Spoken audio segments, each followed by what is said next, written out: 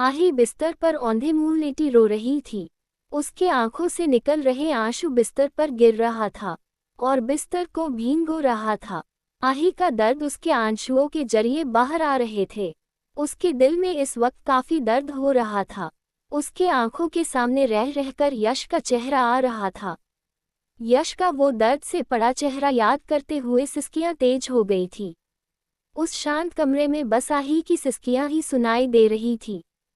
तभी दरवाजे के खुलने की आवाज आती है।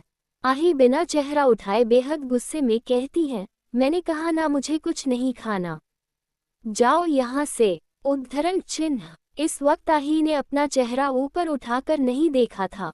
उसे मालूम भी नहीं था कि कमरे में इस वक्त उसके अलावा उसके दोनों पति भी मौजूद थे। उन दोनों के कानों में आही की सिसकियों की आवाजें आ रही थी। आहान और अरहान आही के पास जाते हैं और उसके अगल बगल बैठ जाते हैं। आहान आही के बालों में हाथ फेरता है। किसी के हाथों का स्पर्श अपने बालों में महसूस कर आही झट से उठकर बैठ जाती है और अपनी आंसुओं से भरी लाल आंखों से अपने दोनों पतियों को देखने लगती है। वही दोनों भाई भी अपनी मासूम बीवी को देख रहे थे, जिसका पूरा चेहरा मुरझा गया था और बाल भी बिखरे हुए थे।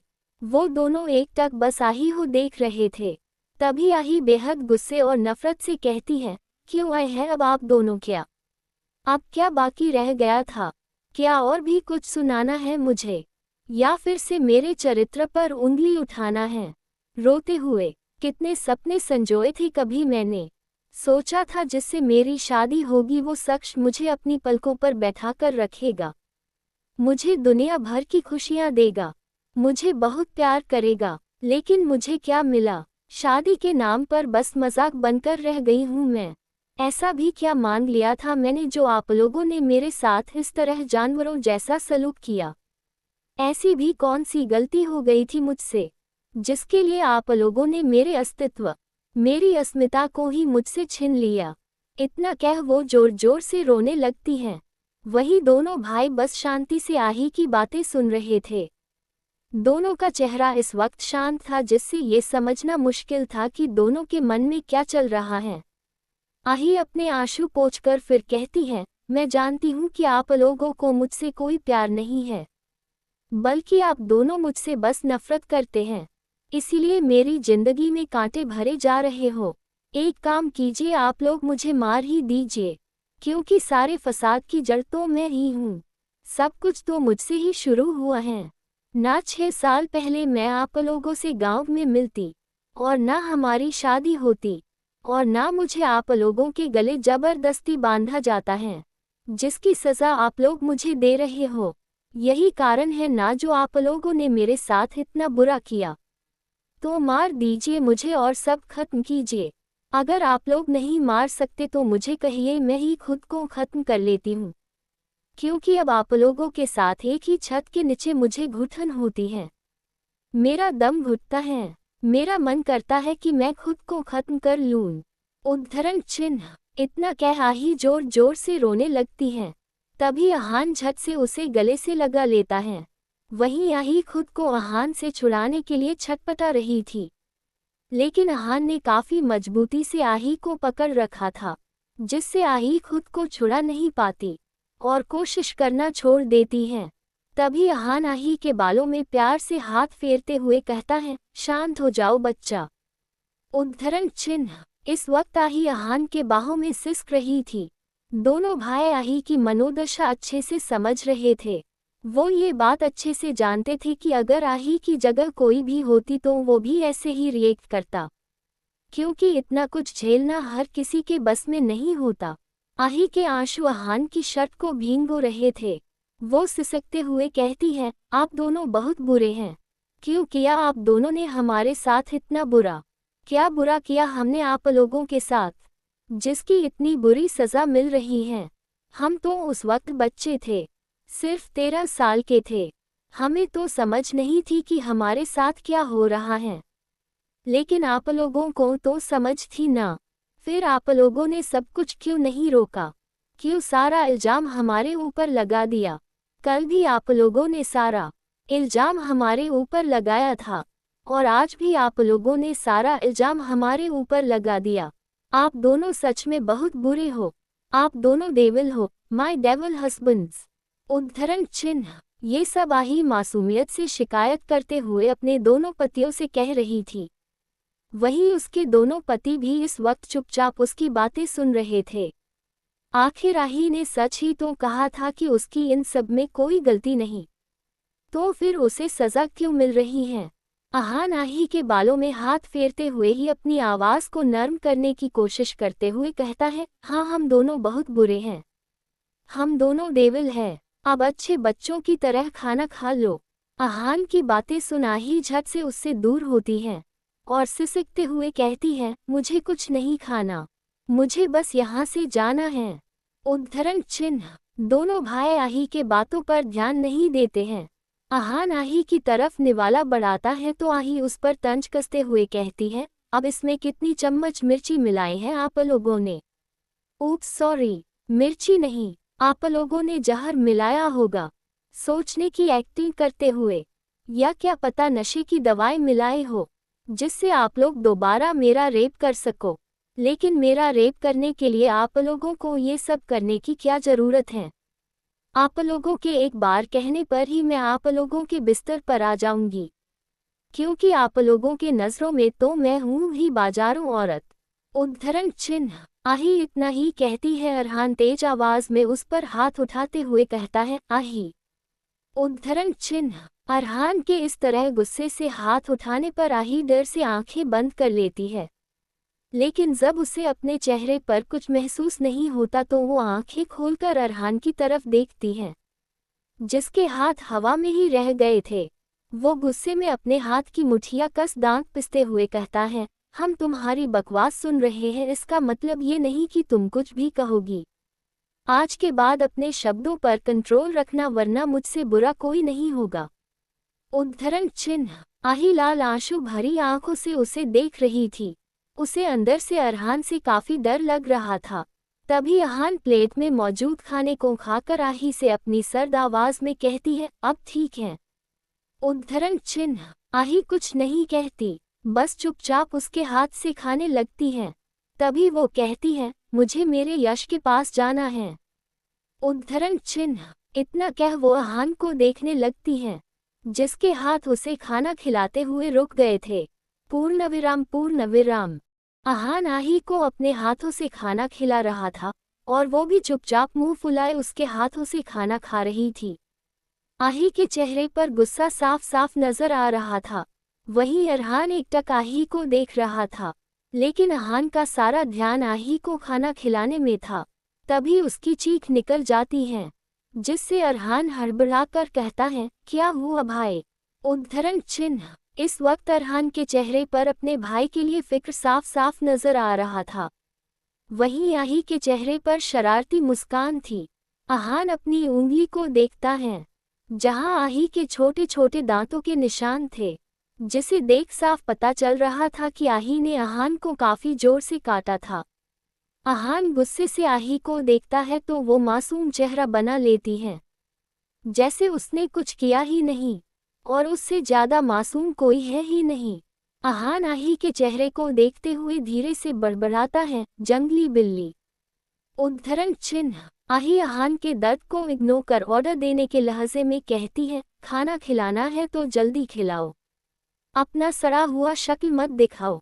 उद्धरण चिन्ह। आही की बातें सुन दोनों भाइयों की भौवें तन जाती हैं, क्योंकि जिस लड़की का उन लोगों के सामने मुंह नहीं खुलता था, आज वही लड़की उन्हें ऑर्डर देने वाले लहजे में बात कर रही थी। अरहान को तो आही की हरकतों पर इतना गुस्सा आ रहा था कि उसका मन कर रहा था वो आही को एक खींचकर कान के नीचे लगाए, लेकिन जो उन लोगों ने किया था उसी का सोच शांत रह जाते हैं। अरहान दोबारा आही को खिलाने लगता है। तब आही उसके चेहरे को देखते हुए कहती है, मुझे मेरे यश पास जाना है। उद्धरण चिन्ह। आही के मुंह से यश के लिए मेरा शब्द सुन दोनों भाइयों की गुस्से में मुठियां कस जाती हैं, और दोनों आही को अपनी गुस्से से भरी लाल आंखों से देखने लगते हैं, जैसे अभी कच्चा चबा जाएंगे उसे। वहीं आही नम आंखों से सिसकते हुए फिर कहती है, मुझे मेरे यश पास जाना है। मुझे वापस भोपाल जाना है। मुझे नहीं रहना आप जैसे हैवानों के पास। मुझे वापस जाना है। उद्धरण चिन्ह। ये सब आही ने कह तो दिया था, लेकिन वो अंदर से कितनी डरी हुई थी, ये सिर्फ वही जानती थी। उसे देख ऐसा लग रहा था मानो उसने अपनी जान हथेली में रखकर ये सब कहा है। दोनों भाई आही को बुरी तरह घूरने लगते हैं। आहान आही को अपनी जलती हुई निगाहों से देखते हुए बेहद सर्द आवाज में कहता है, तुम्हें हमारे साथ क्यों नहीं रहना जान। उद्धरण चिन्ह। आहान की आवाज इतनी सर्द और खतरनाक थी कि वहां का तापमान गिरता हुआ महसूस हो रहा था। आही की रीढ़ की हड्डी तक ठंडी पड़ गई थी। उसे ऐसा महसूस हो रहा था जैसे वो किसी ठंडे इलाके में आ गई है। उसके माथे में ठंडा पसीना आने लगता है। आही अपना सलाइवा गटकते हुए बड़ी हिम्मत जुटाकर आहान की आंखों में देखकर कहती है, मुझे नहीं रहना आप लोगों के साथ। आप लोग जबरदस्ती मुझे यहाँ नहीं रख सकते हैं। आप लोगों ने मेरे यश को कितने बुरे तरीके से मारा है। आप लोगों के कारण उसकी हालत इतनी बुरी है। आप लोगों ने उसे एक कचरे की तरह मेंशन से बाहर फेंक दिया, सिर्फ मुझे अपने इस आलीशान बंगले में कैद करने के लिए। रोते हुए एक शो पीस बनाकर रख दिया है मुझे। मेरी भी अपनी मर्जी, अपनी खुशी है, और मेरी खुशी बस मेरे यश के पास है। मैं उसके पास जाना चाहती हूँ, उसके साथ रहना चाहती हूँ, जैसे 6 साल से रह रही हूँ। मुझे आप लोगों के साथ नहीं रहना, और मैं क्यों रहूं आप लोगों के साथ जब मुझे आप लोगों से प्यार ही नहीं। उद्धरण चिन्ह। आही अभी इतना ही कहती है कि अरहान तेज आवाज में कहता है, शट अप। उद्धरण चिन्ह। अरहान की आवाज इतनी तेज कि आही अंदर तक सहम जाती है। वही अरहान इस वक्त गुस्से से कांप रहा था। उसकी आंखें सुर्ख लाल हो गई थी, मानो अभी उसमें से खून निकल आएगा। अरहान इस वक्त गुस्से में किसी घायल शेर की तरह लग रहा था, और आही ने उसी घायल शेर को छेड़ दिया था, इसीलिए अब वो डर से कांप रही थी। अरहान आही की बाजुएं पकड़ उसे अपने पास खींचता है, और उसकी थोड़ी पकड़ दांत पीसते हुए एक एक शब्द चबाकर कहता है, बहुत मुंह खुल रहा है तुम्हारा, बहुत हिम्मत आ गई है तुम्हारे अंदर। कहाँ से आई तुम्हारे अंदर इतनी हिम्मत। डेविल स्माइल कर। कोई है वो जिसने एक भींगी बिल्ली को शेरनी बना दिया। आही के बालों को स्मेल करते हुए, नोट बैड जान, तुम शेरनी जरूर ब जाओगी, लेकिन दोनों भाई बब्बर शेर हैं, जिनके सामने तुम्हें भींगी बिल्ली बनकर ही रहना होगा। हमारे सामने अपनी आकर और आंखें कम रखना, और जबान कम चलाना, वरना उसे काटने में हमें वक्त नहीं रहेगा। और रही बात उस कमीने की, तो उसे भूल ही जाओ, क्योंकि ये डेविल ब्रदर्स का साम्राज्य है, जहाँ कोई परिंदा भी नहीं आ सकता। उसके गालों में उंगलियां फेरते हुए, तुमने तो हमारा अच्छा खासा मूड खराब कर दिया जान। कहाँ मैं सोच रहा था कि हम बैड एक्सरसाइज करेंगे, और 1 हफ्ते तक तुम्हें बिस्तर से नहीं उठने देंगे।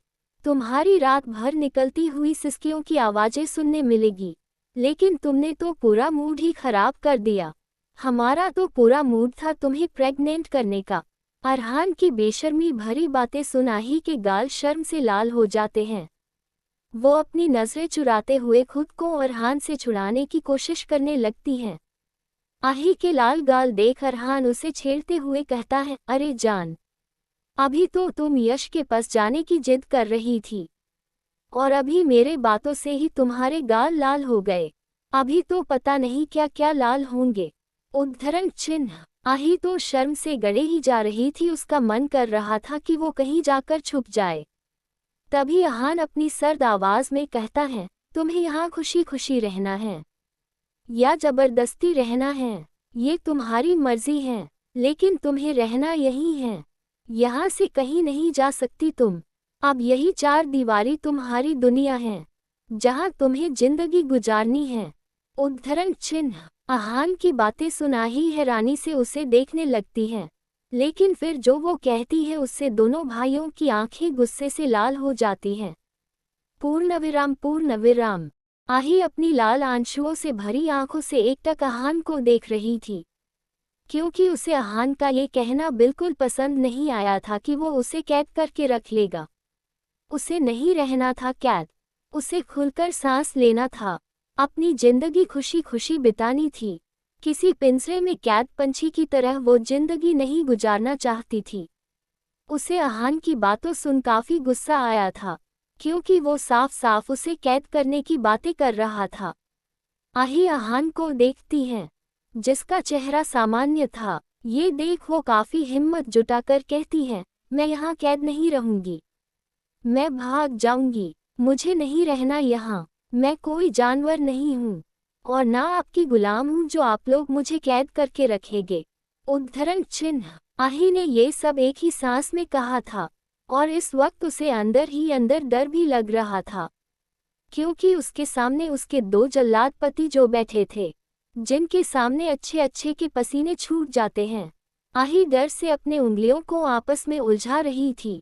तभी आहान की सर्द आवाज उसके कानों में पड़ती है, क्या कहा तुमने जान? जरा फिर से कहना। आहान की इतनी सर्द आवाज सुन आही के मुंह से आवाज नहीं निकल रही थी, उल्टा उसका शरीर डर से कांप रहा था।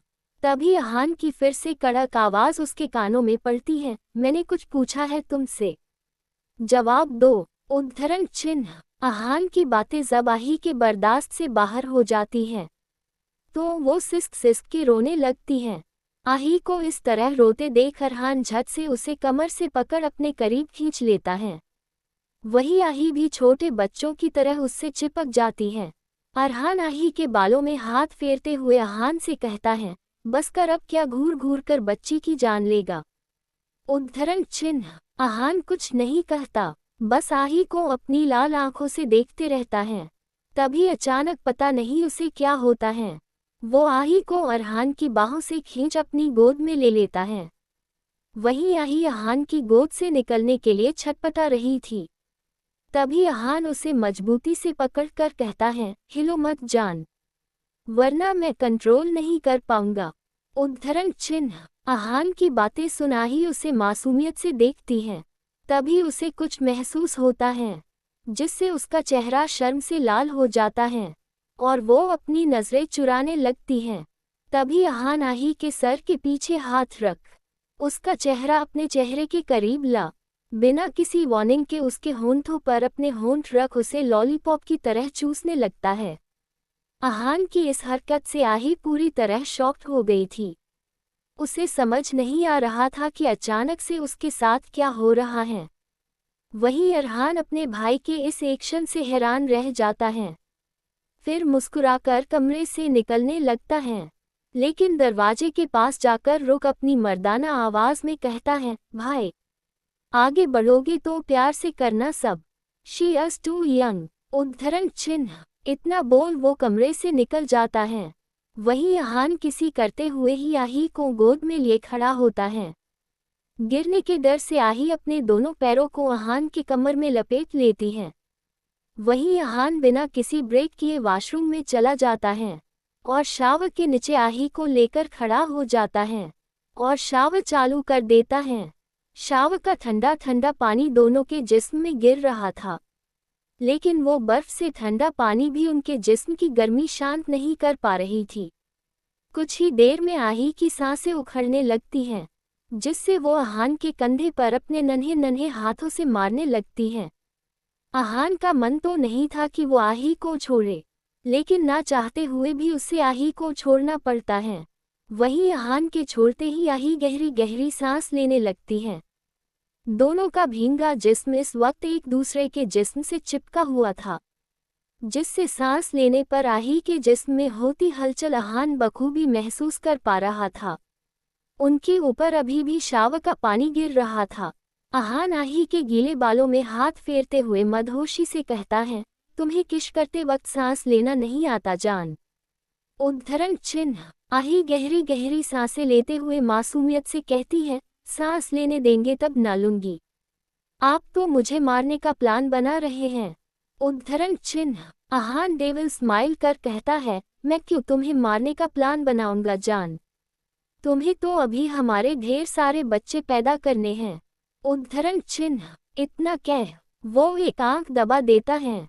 वहीं आहान की बातें सुन आही का मुंह खुला का खुला रह जाता है, क्योंकि ऐसी बेशर्मी भरी बातें तो सिर्फ अरहान करता है। पहली बार उसने अहान के मुंह से ऐसी बातें सुनी थी। आही छोटी छोटी आंखें कर कहती है, आपके अंदर क्या हैंडसम डेविल की आत्मा आ गई है जो ऐसी बातें कर रहे हो। आही की बातें सुन अहान के होंठों पर मुस्कान आ जाती है। उसकी नजरें आही के गुलाबी होंठों पर चली जाती हैं, जो सुस गई थी। उसका मन कर रहा था कि वो उन्हें वापस चुम ले, लेकिन वो ये सोचकर अपना दिमाग झटक देता है कि उसकी बीवी उसका सर फोड़ देगी। कुछ ही देर में दोनों बाथरूम पहने वॉशरूम से बाहर आते हैं। इस वक्त आही का चेहरा कश्मीरी सेब की तरह लाल था। उसने अपना चेहरा अहान के सीने में छुपा रखा था। वही बेड पर बैठा अरहान आही को छेड़ते हुए कहता है, क्या हुआ जान, तुम ऐसे भाई से चिपकी हुई क्यों हो, क्या हुआ वॉशरूम के अंदर। उद्धरण चिन्ह। अरहान की बातें सुन अहान उसे बुरी तरह घूरने लगता है। वहीं आही शर्म से गली जा रही थी। उसका मन कर रहा था कि वो यहाँ से भागकर कहीं चले जाए। अहान आही को नीचे उतार अपनी कड़क आवाज में कहता है, जाकर कपड़े पहन लो। उद्धरण चिन्ह। आही हाँ में सर हिला वहां से लंगड़ा कर चलते हुए जाने लगती है। तभी आही की ऐसी चाल देख अरहान समझ जाता है वॉशरूम में क्या हुआ होगा, लेकिन वो फिर भी आही को परेशान करते हुए कहता है, जान तुम ऐसे क्यों चल रही हो, तुम्हें कहीं चोट आई है क्या, अगर आई है तो बताओ हम तुम्हें दवाई लगा देंगे। अब तो आही का चेहरा रोने जैसा हो गया था, क्योंकि अरहान उसे कब से छेड़ रहा था। अचानक वो सिसकने लगती हैं। पूर्णविराम पूर्णविराम। अहान और आही बाथरूम पहने वॉशरूम से बाहर आते हैं। इस वक्त आही का चेहरा कश्मीरी सेब की तरह लाल था। उसने अपना चेहरा अहान के सीने में छुपा रखा था। वही बेड पर बैठा अरहान आही को छेड़ते हुए कहता है, क्या हुआ जान, तुम ऐसे भाई से चिपकी हुई क्यों हो, क्या हुआ वॉशरूम के अंदर। उद्धरण चिन्ह। अरहान की बातें सुन अहान उसे बुरी तरह घूरने लगता है। वहीं आही शर्म से गली जा रही थी। उसका मन कर रहा था कि वो यहाँ से भागकर कहीं चले जाए। अहान आही को नीचे उतार अपनी कड़क आवाज में कहता है, जाकर कपड़े पहन लो। उद्धरण चिन्ह। आही हाँ में सर हिला वहां से लंगड़ा कर चलते हुए जाने लगती है। तभी आही की ऐसी चाल देख अरहान समझ जाता है वॉशरूम में क्या हुआ होगा, लेकिन वो फिर भी आही को परेशान करते हुए कहता है, जान तुम ऐसे क्यों चल रही हो, तुम्हें कहीं चोट आई है क्या, अगर आई है तो बताओ हम तुम्हें दवाई लगा देंगे। अब तो आही का चेहरा रोने जैसा हो गया था, क्योंकि अरहान उसे कब से छेड़ रहा था। अचानक वो सिसकने लगती हैं। उसे इस तरह सिसकते देख दोनों भाई परेशान हो गए थे। वहीं आही अपना चेहरा नीचे कर सिसक रही थी। अरहान भागकर आही के पास जाता है और उसे अपने बाहों में भर प्यार से कहता है, क्या हुआ जान, रो क्यों रही हो। आही सिसकते हुए कहती है, आप मुझे परेशान कर रही है। उद्धरण चिन्ह। ये सब बोलते हुए आही बहुत मासूम लग रही थी। वहीं अरहान अनजान बनते हुए कहता है, मैंने कब परेशान किया जान, मैं तो बस पूछ रहा था कि तुम इस तरह लंगड़ा कर क्यों चल रही हो, चोट लगी है तो हम दवाई लगा देंगे। उद्धरण चिन्ह। अरहान की बातें सुन आही का मन कर रहा था कि वो अपना सर दीवार में मार ले।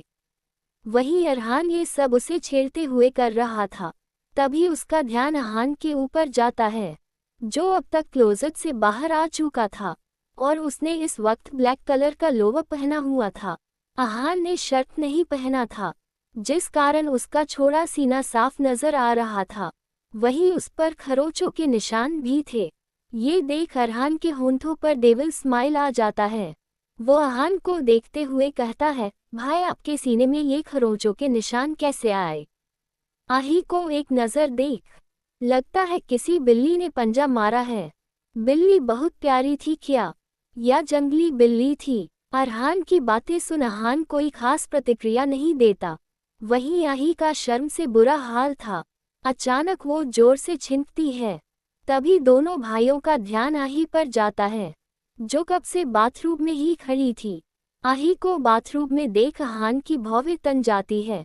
वो अपनी रोबदार आवाज में कहता है, तुम्हें कहा था ना मैंने जाकर कपड़े पहनने, फिर यहाँ क्यों खड़ी हो।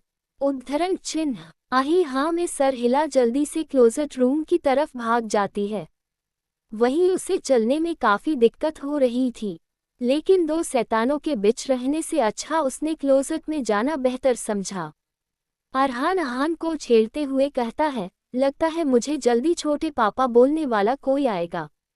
अहान उसे घूर कर देखते हुए कहता है, shut up, she is too young. उद्धरण चिन्ह। ये सब कहते हुए अहान के चेहरे पर कोई भाव नहीं था, लेकिन अरहान मासूम सा चेहरा बनाकर कहता है, पता नहीं कब हमारी जान के साथ हमारी प्यारी सी फैमिली बनेगी, कब हमारे मेंशन में छोटे छोटे बच्चों की किलकारियां गूंजेगी।